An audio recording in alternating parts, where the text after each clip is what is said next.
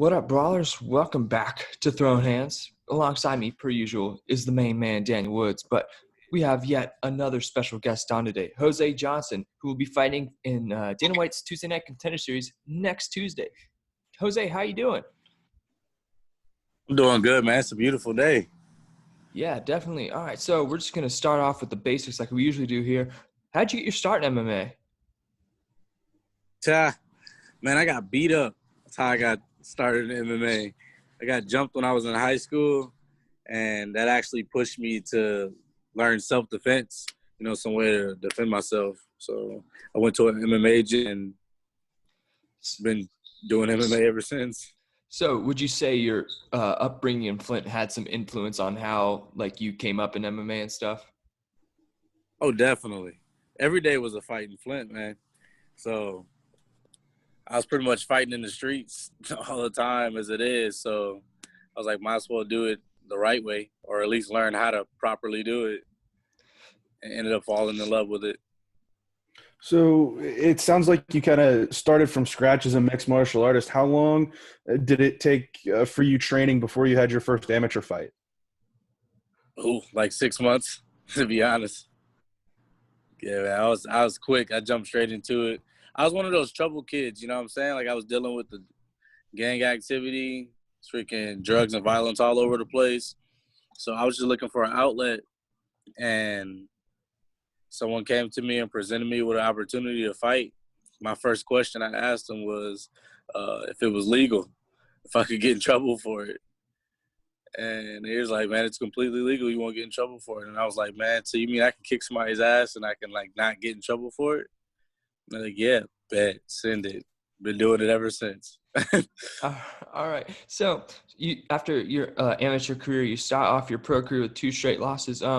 Where was your thoughts on where your career was going to go in this sport after those losses? Man, that was hard to come back from.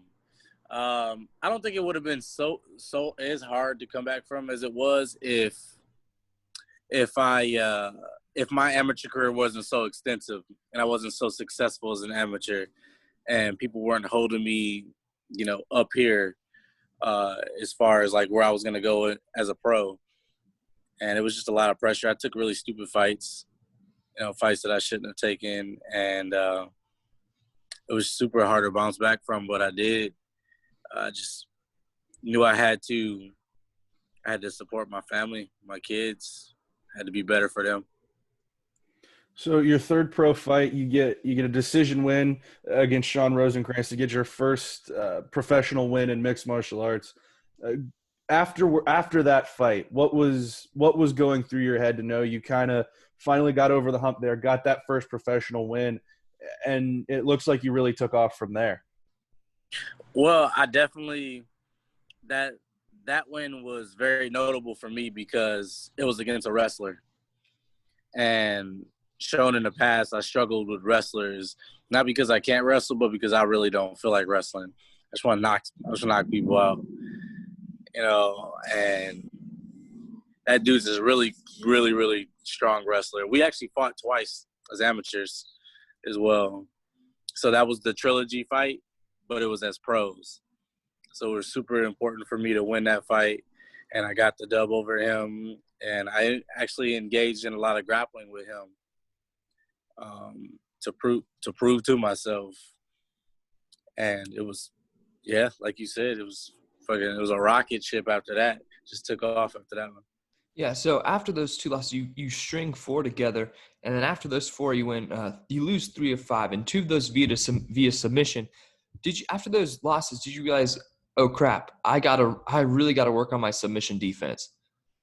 Yeah, definitely had to work on the submission defense. It wasn't so much that I didn't have the submission defense before. It was more so I panicked in situations. So I had to work on being more calm, because it's different from being an amateur and then being a pro. It means more. It's more important. So when I get put in those positions before, I would start to panic. And if you panic in jiu-jitsu, man, you get caught.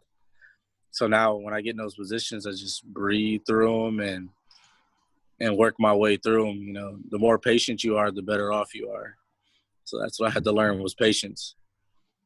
So as your career's gone along, you spent a lot of time in XKO. You made your debut there at XKO 38 in 2017, and then Mm, you fought on one, two, three, four, five straight XKO cards. So, mm. what was it like fighting that often? Because you even had fights in between those cards as well. What was it like being out there, just going at it so often? Was that something that you were looking to do to make a name for yourself, or were you just using those opportunities to improve? I love it. I just love to fight, man. Um, I improved during those opportunities, and it was a good way to get myself out there as well. So I guess it was both, not necessarily like one or the other. It was just both. I just like to fight, man. That's how I was as an amateur too. I fought every weekend, sometimes twice in one night, and sometimes twice in one weekend in two different cities. I would have to weigh in for this fight and bulk back up, and then weigh in for this other fight same day. Fight here, and then drive 2 hours this way and fight there. It's just how I'm built, man. It's just what I do. So you mentioned that you have this love for this sport of MMA, but do you ever worry that it could come back to haunt you in your later years with head injuries and stuff like that? I'm sorry, I got a call. Um, Not at all. I don't take a whole bunch of damage in fights. I haven't taken a whole bunch of damage. I've had one concussion my entire life, and that was when I went up in weight because no one wanted to fight at 35, 35 or 45. So I had to go up to 55, and I just got caught being lazy, and that was my only injury, my only head injury I've gotten from fighting. So after these losing 3 or 5, you string together 5 wins. You have one TKO and 4 by just straight up knockout. What do you attribute your very strong knockout power to? Um, I definitely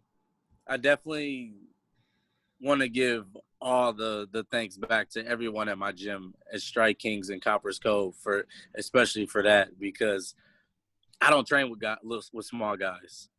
I train with big guys, and these big guys move. They move super fast, which is something that you'll see also on the Contender Series this Tuesday.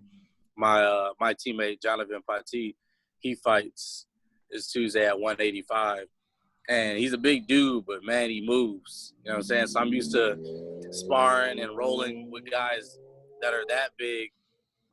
So you almost get adapted to having to use so much more power in order to solidify any type of presence among those guys.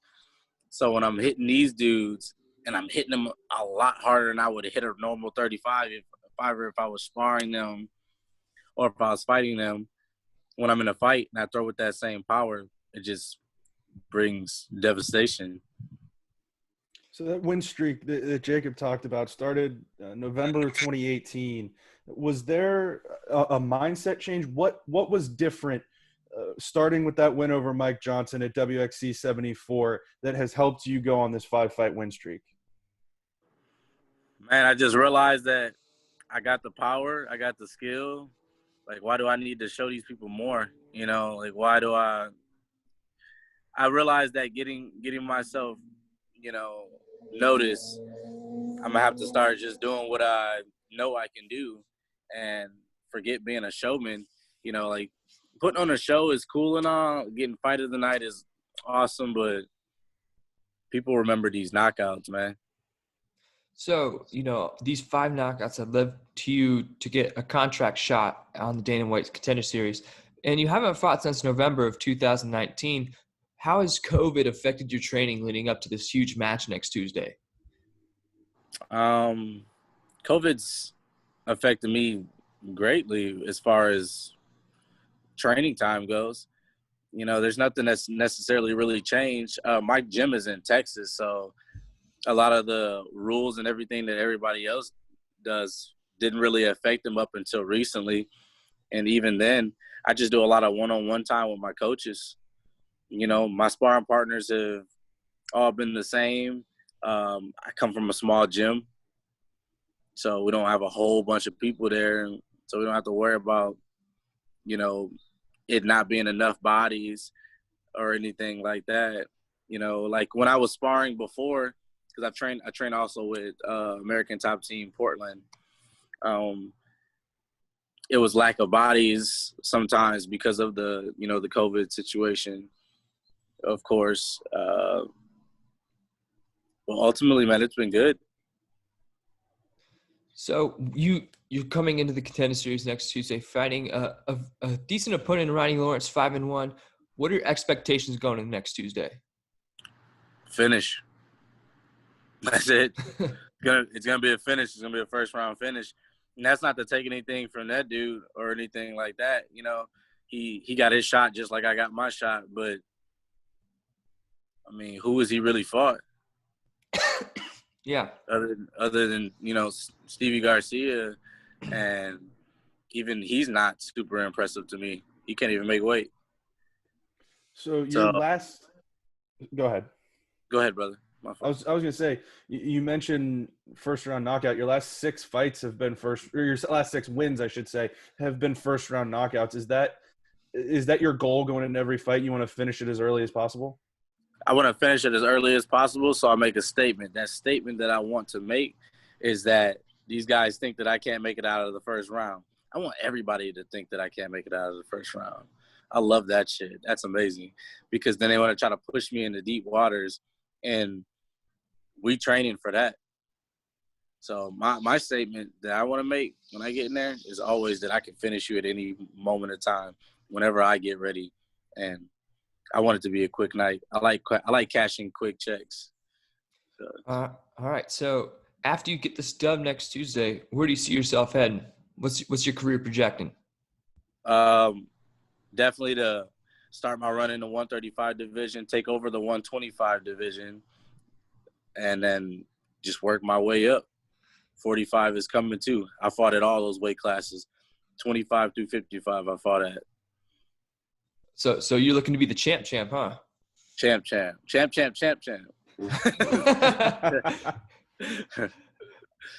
All right, Daniel, you got anything else? I'm good, man. Jose, man, thanks for coming on. We really appreciate it. Thank you, brother. I just want to say thank you to my Lord and Savior, Jesus Christ. He's had my back since I was freaking born, obviously. Without him, I wouldn't be anything. Thank you guys for having me on your show, and thank my management team, Uridium, for giving me this opportunity. All right. Where can the people find you on social media, Jose? You can find me on Twitter at Jose Johnson MMA. Also on Instagram at Platano. It's PLATANO_pride95. And then Jose Johnson on Facebook. All right. Well, that'll do it for us for this episode of Throwin Hands. Jose Johnson, everybody.